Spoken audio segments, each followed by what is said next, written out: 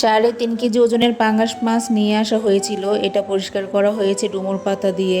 ডুমুর পাতা দিয়ে যদি এভাবে ঘষে নেওয়া হয় তাহলে কিন্তু উপরের ময়লাগুলো একদমই পরিষ্কার হয়ে যায়। তারপরে এখানে রান্নার জন্য কয়েকটা পিস নিয়ে নেওয়া হয়েছে। কিছুদিন যাবতই আমার মাছ দিয়ে শাক খেতে খুব ইচ্ছা হচ্ছিল, বিশেষ করে পুঁই শাক, কিন্তু পুঁই শাক ভালো ছিল না বলে কলমি শাকগুলো নিয়ে নিলাম। কলমি শাকগুলো মা বাছাই করে নিয়েছিল। তারপরে এখানে একটা কাঁঠাল ভাঙা হয়েছে, এটা আমাদের প্রতিবেশী আমাদেরকে দিয়েছিল। এই কাঁঠালের মধ্যে প্রায় 400 পরে কোষ হয়েছিল মাশাআল্লাহ, কিন্তু সত্যি কথা বলতে কয়েকজনকে দিয়েছি আর বাকি সবগুলো কোষ ফেলে দিতে হয়েছে, কারণ আমাদের বাসায় কেউ কাঁঠাল তেমন একটা খায় না। তারপর গরম লাগছিল বলে আমার বোন 2টা আইসক্রিম নিয়ে এলো, সেটা খেয়ে তারপরে রান্নায় চলে এলাম। রান্নায় আজকে পাঙ্গাস মাছের মাথা দিয়ে শাক রান্না করা হবে আর মাছ রান্না করা হবে বেগুন আলু দিয়ে।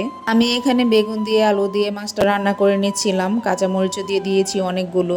বেগুন দিয়ে আমাদের কাছে যে কোনো মাছই অনেক বেশি মজা লাগে, বিশেষ করে আমার মা তো খুব বেশি পছন্দ করে। এখানে কিন্তু মাছটা খুব কড়া করে ভাজি করে দিতে হবে, নয়তো আমার মা খায় না। সত্যি কথা বলতে এত ভেজে দিলাম তারপরও মা মাছ খায় নাই, কারণ মায়ের নাকি মাছে একদমই রুচি নাই সেজন্য। তবে মাছের মাথা আর কাটাগুলো দিয়ে শাক রান্না করেছি। এটা বাড়ির সবাই খুব পছন্দ করে খায়, এটা আবার ভাই খায় না, আর আমরা 3জন খুব মজা করে খাই আর কি। এদিকে হাঁড়ি পাতিলগুলো খুব ভালো মতো পরিষ্কার করে নিয়েছি। আর কিছুক্ষণ পরেই পাঙ্গাস মাছের এই ফোটকা দিয়ে আমি ভাত খাচ্ছিলাম। এটা আমার খুবই পছন্দ, জানি না কার কাছে কেমন লাগে। পাঙ্গাস মাছের বেগুন দিয়ে এই তরকারিটা খেতে আসলে অনেক মজা হয়েছিল। তারপরে ইফতারির জন্য ভাজা পোড়া করার জন্য চলে এসেছি। আমার বোন এখানে ডালের যে বড়াটা এটা খুব ভালো বানায়, সেজন্য সে এটা বানিয়ে নিচ্ছিল। আর এইদিকে আমি চিকেন ফ্রাইটা রেডি করে নিয়েছিলাম। এরই মাঝে আমার ছোট ফুফাতো বোন কান্না করতেছিল, তাকে কেন পেয়ারা পেরে দেই না, সেই জন্য আবার দৌড়ে গেছি পেয়ারা পেরে দেওয়ার জন্য। এই যে পেয়ারা দেওয়ার পরে সে তো মহা খুশি। তারপরে এই যে চিকেন ফ্রাইগুলো কিন্তু আমি করেছিলাম, সেজন্য আমি মশলা টশলা দিয়ে বেশ কিছুক্ষণ ম্যারিনেট করে রেখেছিলাম, তারপরে ভেজে নিয়েছি। এগুলো খেতেও অসম্ভব মজা হয়েছে। বাহির থেকে একটা চিকেন ফ্রাই কিনতে 60 টাকা লাগে, আর আমার মনে হয় একটা মুরগির অল্প কিছু অংশ দিয়েই অনেকগুলো চিকেন ফ্রাই করে নেওয়া যায়। পরিবারের সবাই খুব ভালো মতো খেয়ে নেওয়া যায়।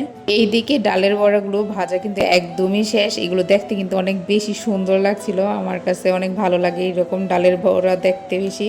তো তারপরে কিন্তু চিকেন ফ্রাইগুলো আমি একদম সুন্দর মতো আটা দিয়ে কোট করে নিচ্ছিলাম। তারপরে পানিতে দিয়ে আবারও আটা দিয়ে কোট করে এটা ভেজে নেব। তো এটা তো সবাই জানা আছে, এটা খুবই সহজ, এটা খেতেও কিন্তু অনেক বেশি মজা। এই চিকেন ফ্রাইগুলো প্রায় সময় আমাদের বাড়িতে করা হয়, কারণ দোকান থেকে একটা কিনে এনে 2জন খাওয়ার চেয়ে ভালো বাসায় একটা মুরগি কিনে এনে কয়েকটা পিস দিয়ে করলে সবাই খুব ভালো মতো তৃপ্তি নিয়ে খেয়ে ফেলে।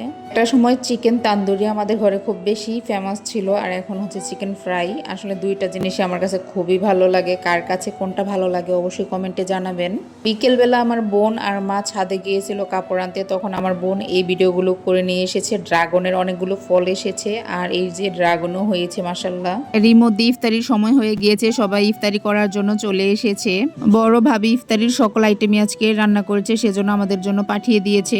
যতই ভাজা পোড়া করা হোক না কেন, আমরা আগে ইফতারিতে ভাত খাই, তারপরে ভাজা পোড়া। আজকের ভিডিও এই পর্যন্ত। সবাই ভালো থাকবেন, আল্লাহ হাফেজ।